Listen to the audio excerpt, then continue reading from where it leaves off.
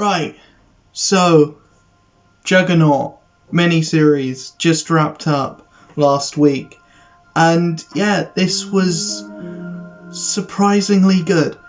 I would even dare say better than it should ever be. So I'm Luke Does Stuff. Welcome to another daily video, and today we're going to talk about the Juggernaught miniseries. This was amazing, actually. This is really good.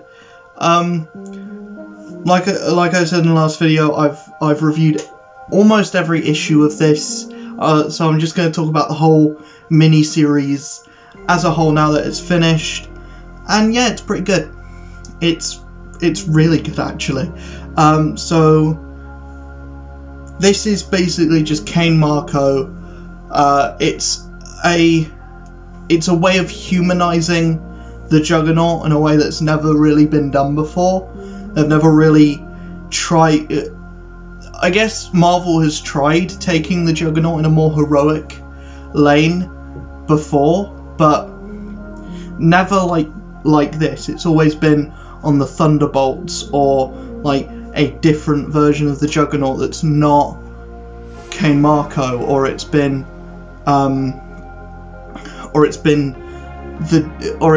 not really been like explored like this has explored it.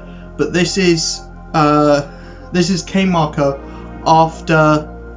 after some events that happened in the previous X-Men run before Krakoa was a thing, and it's just him. He befriends this girl who's a mutant, but she doesn't want to admit that she's a mutant, so she goes through the entire book up until the end saying she's not a mutant, and it's just her and Clint Marco going on adventures, and Clint is trying to or Kane Marco. Clint Marco, Kane Marco? It's Kane Marco, I think. Yeah, it's Kane Marco, who is trying to just pay for what he's done. Instead of destroying stuff, he's now trying to fix what he's broken. So he goes to fight the Hulk, who is currently the Immortal Hulk, and there's a whole big thing about that. He then has to go to court for all of the damages that he's made, and then that court case is attacked by this sand based villain that's not Sandman, but it's a Russian sand woman. And then he goes to fight Arnim Zola, who's trying to do experiments on this girl that he is that's called D-Cell, and is trying, and she's like vlogging this entire adventure, her entire time with Juggernaught. She's basically live streaming it, and that's the reason why I like them. But yeah, she's basically live streaming it, and there's some jokes about that, there's some back and forth. And so Arnim Zola, there's a big fight. He has a new suit as well. He's got a new, like, more spindly, skinny armor, or like robot. It's not the big orange coat with the big TV in it. It's a smaller TV with a smaller, like, more like robotic looking, even though he was a robot before. This was even more robotic looking than that.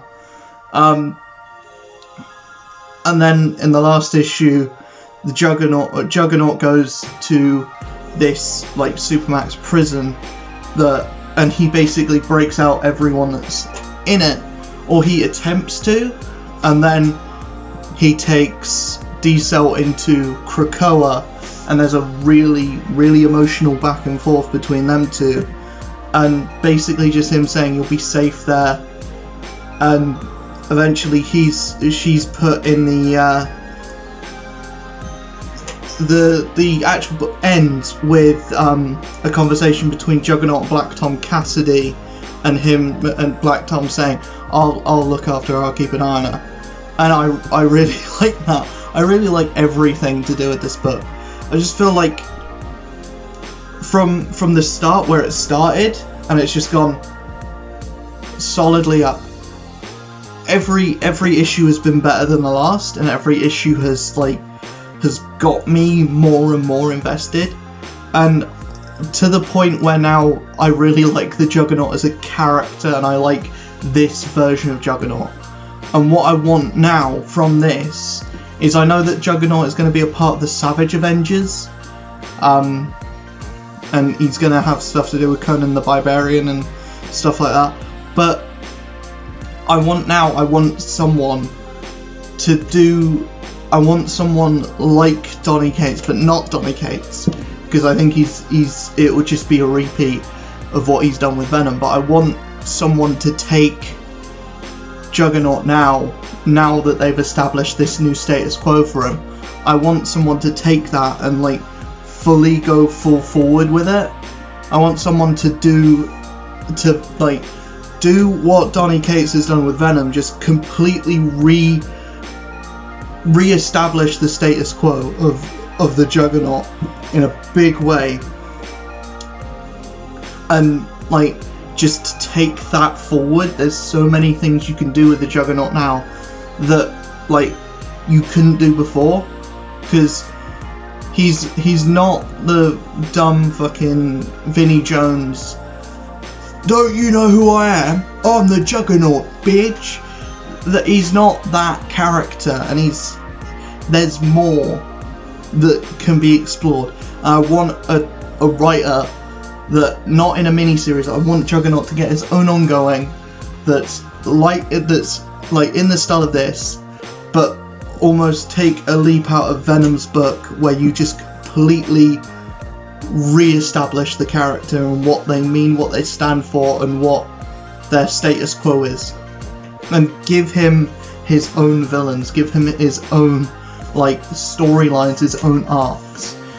That's the main thing that I want out of this book, to come out of this book. I want Juggernaut to be a more important character going forward, and I feel like he can be. I feel like that is a possible thing, but also he could just be another book. I am fully on board with there being a Juggernaut ongoing after this. Fully on board with it.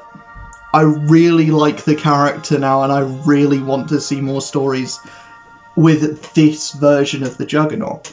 I want to see a heroic Juggernaut going forward. And if you want to turn him back into the villain later on, I'm fine with that. Just give us a few stories with the Juggernaut as a heroic character. Yeah, you're throwing him on the Savage Avengers, but I wouldn't mind there being another Thunderbolts book with Juggernaut on it. Maybe not as a villains coming together, or maybe redeemed villains coming together, Superior Spider-Man, Juggernaut, Venom, etc. There's bound to be more. Maybe some of the mutants from Krakoa coming on, but I don't know. That's just my theory. What I think should happen. But anyways, I am going to leave it here. I'll see you guys in the next one. Peace. Make sure you check out the description. There's going to be links to my Twitch, my Twitter, my Instagram, all that lovely good stuff. See you guys in the next video. Peace.